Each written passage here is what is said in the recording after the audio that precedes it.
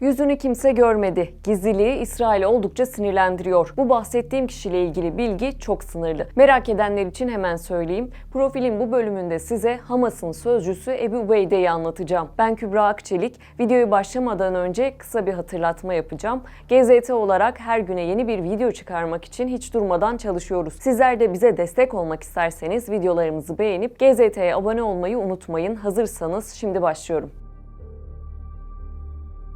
İsrail'in Gazze'deki sivil, savunmasız halkı bombalaması, masumların ve özellikle kadınların, çocukların hayatını kaybetmesinin üzerinden bir ay geçti. Bunun ne kadar süreceği belli değil. Saldırılar siz bu videoyu izlerken de maalesef hala devam ediyor. Bunun önüne geçmek ve orada yaşananlara son vermek için herkes elinden geleni yapıyor. Gazze halkının direnişine ortak olan, son yayınladığı videoyla da özgürlüklerini alana kadar savaşmaya devam edeceklerini söyleyen, Kassam Tugaylarının resmi medya sözcüsü olarak bilinen Ebu Hamza'nın hikayesi de oldukça gizemli. Kimisi onu Ebu Ubeyde olarak da tanıyor. Hamas'ın psikolojik ve medya savaşının ana arteri olarak görülmesi nedeniyle İsrail'in suikast listelerinde en çok aranan kişilerden biri. Halife Ömer bin Hattab döneminde Kudüs'ü fetheden sahabe Ebu Ubeyde bin Cerrah'tan dolayı kendisine Ebu Ubeyde lakabı verilmiş. Ebu Ubeyde'nin gerçek adı ve görünüşü bilinmiyor. Bununla birlikte kendisi ve hayatıyla ilgili detaylar veya kişisel bilgiler yok olmasa bile neredeyse yok denecek kadar az. Medya kuruluşlarında veya yayınladığı görsel açıklamalarda yüzünü göstermiyor. Gözleri hariç başı tamamen kefiye ile örtülü. Ebu Ubeyde nadir de olsa Gazze şeridindeki basın toplantılarında yer alıyor ve genellikle El Kassam Tugaylarının resmi hesaplarında yayınlanan ve bazen El Aksa uydu kanalında yayınlanan video açıklamalarında ortaya çıkıyor. Her zaman maskeli, yalnız veya etrafı Kassam Tugaylarından silahlı adamlarla çevrili görünen Ebu Ubeyde'nin kimliği büyük bir gizemle saklanmaya çalışıyor. Sesi 2006 yılında ilk kez ekrana çıkan Kassam Tugaylarının İsrail askeri Gilad Şalit'i yakaladığı haberini duyurmasının ardından hem Filistinliler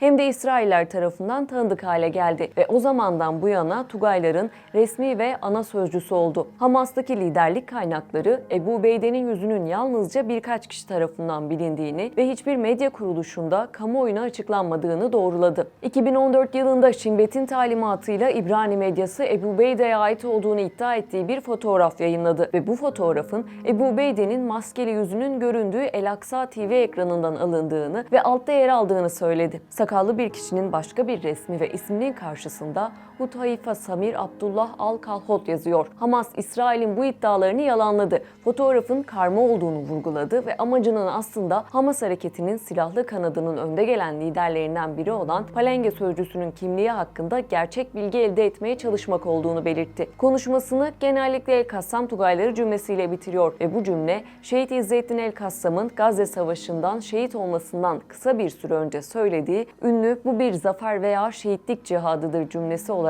geçiyor. Ebu Ubeyde, Hamas'ın resmi sözcüsü olmasının yanı sıra Hamas'ın İsrail'e karşı yürüttüğü psikolojik savaşın can damarında temsil ediyor. Onun açıklamaları sayıları az olmasına rağmen Filistin ve İsrail çevrelerinde büyük etki yaratıyor ve genellikle medyada önemli bir yer tutuyor. Maskeli adam olarak bilinen Ubeyde'nin tanınırlığı İsrail'in 2020 yılının Haziran ayında Batı Şeria'yı yok etmeye karar vermesiyle daha da arttı. O zaman yayınladığı bir videoda direnişin düşmanının parmaklarını ısırmasını sağlayacak Allah'ın izniyle bu günahkar karardan dolayı üzüntü duyuyorum diyerek İsrail'in planlarını savaş ilanı olarak nitelendirmişti. Mayıs 2021'deki Seyfil Kuds muharebesi sırasında Ebu Ubeyde'nin adının medyada anılması özellikle direnişinin askeri bir başarıya ulaşması açısından büyük bir olayın gerçekleştiğinin göstergesi haline geldi. Filistin-İsrail meseleleriyle ilgilenenler Ebu Ubeyde'nin konuşmalarının ve açıklamalarının güven verici olduğuna inanıyor. Özellikle İsrail güçleri ve direniş grupları arasında bir tarafı abartmadan veya diğerini küçümsemeden duyurulduğu için ona karşı yüksek bir güvenirlik söz konusu. Hatta İsrail savaş muhabiri Gili Cohen, İsrail kamuoyunun Ebu Ubeyde'nin açıklamasına İsrail ordusunun basın servisinden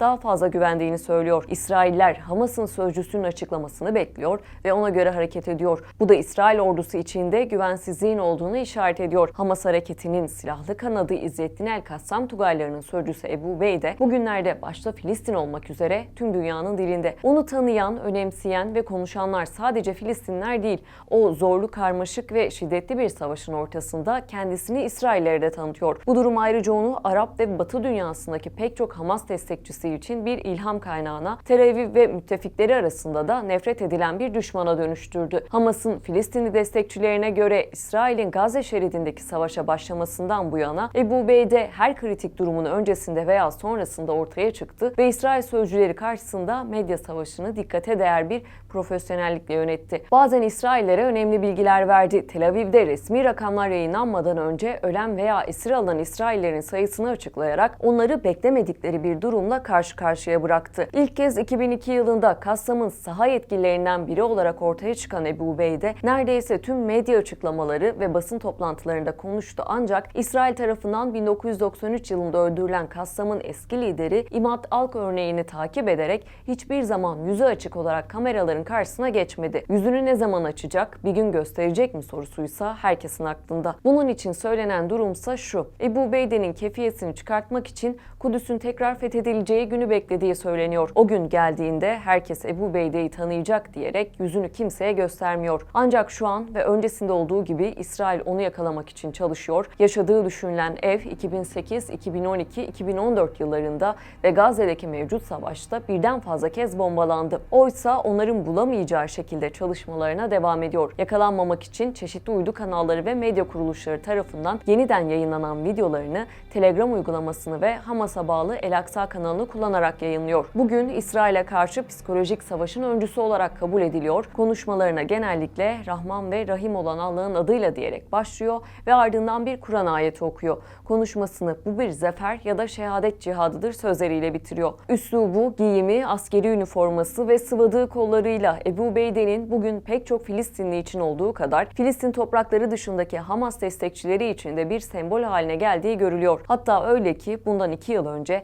yaklaşık 5 yaşlarındaki Filistinli bir çocuk bile Mescid-i Aksa'ya girdiğinde İsrail askerlerine İbranice şu sloganı attı: Ebu Ubeyde yolda. Halkın ona olan inancı yüksek. Tüm dünyada ünü ve sempatisi artıyor. Bu durum Filistin'deki zulmü dünyaya daha iyi anlatabilmek için büyük bir avantaj olarak yorumlanıyor. İsrail'in Gazze'deki sivillere karşı olan saldırısı, bomba atışları ne zaman bitecek? İsrail'le orta yol bulunabilecek mi? Bu durumsa şimdilik muamma. GZT'ye abone olup videolarımızı beğenerek bize destek olmayı unutmayın. İzlediğiniz için teşekkürler. Evet, izlediğiniz için teşekkür ederek videoyu bitirdim ama kısa bir yorum yaparak videoyu hazırlama sürecimden de bahsetmek istiyorum. Biliyorsunuz GZT olarak İsrail'in Filistin'e saldırıları başladığından bu yana, hatta ilk dakikalarından itibaren sizlere doğru haberi ulaştırmak için çalışmaya başladık. Ekip olarak her mecramız için her güne özel ayrı bir içerik hazırlıyoruz. Ben de bu süreçte öne çıkan isimleri her hafta sizler için araştırırken çok sınırlı bilgilerden içerikler oluşturuyorum. Birçok kaynak tarıyorum. Bunlarda yerli yabancı makaleler, gazete yazıları, köşe yazarlarının görüşleri, orada bulunan gazetecilerin yorumları ve bu alana özel yazılmış kitapları bulmak gibi uzun bir süreçten geçerek metnimi oluşturuyorum. Burada özellikle güvenilir kaynaklara ulaşmak oldukça önemli. Çünkü böyle bir kriz anında yalan haberin yayılması gerçeğe oranla oldukça kolay ve hızlı oluyor. Hatta bunun için yapılan araştırmalarda yalan haberin gerçeğe oranla 6 kat daha hızlı yayıldığı da ortaya koyuldu. Biz de GZT olarak özellikle bu gibi kriz anlarında en çok buna önem veriyoruz. Teyit edilmemiş, doğrulanmamış hiçbir haberi sizlerle paylaşmıyoruz. Paylaşmamaya da özen göstereceğiz. Tekrardan izlediğiniz ve desteklediğiniz için teşekkürler.